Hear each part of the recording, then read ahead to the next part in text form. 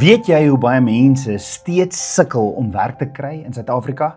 Of 'n toekoms te sien hier in Suid-Afrika? Die ekonomie wys tekens van herstel, maar armoede en onsekerheid is steeds regdeur ons land. En daar is iets wat jy kan doen wat krag gee aan diegene wat hoop verloor het. Hoef net om 'n bietjie agtergrond te gee. Suid-Afrika se ekonomie wys verbetering in dele soos energie en ook infrastruktuur. En asook in beleggings, maar groei en die werkskepping moet verder versterk word.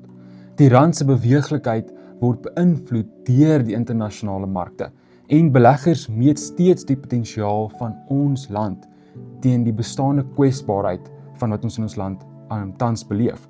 So hierdie is 'n tyd om te bid vir stabiliteit en wysheid in ekonomiese omstandighede en ook in die besluitneming wat daar geneem word vir die ekonomie. En Dylan, Spreuke 3 vers 6 sê, ken hom in al jou weë en dan sal hy jou paaie gelyk maak. En ons kan vertrou dat Vader leiding gee vir beleidsmakers. Leiding sal gee vir werkgewers en gemeenskappe.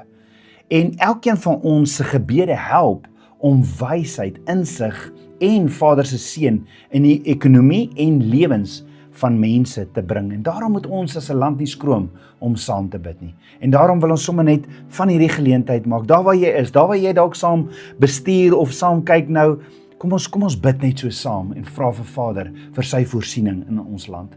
Kom ons bid saam. Ons almagtige Vader, skepper van hemel en aarde. Vader, U is die een wat voorsien. U is ons voorsiener.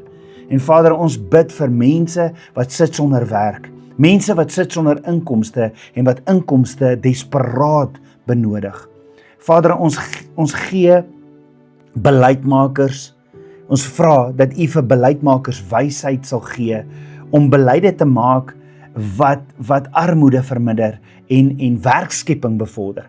Help beleggers en gemeenskappe om verantwoordelikheid te neem vir groei en stabiliteit. En Vader, mag ons so omgee vir ons naaste.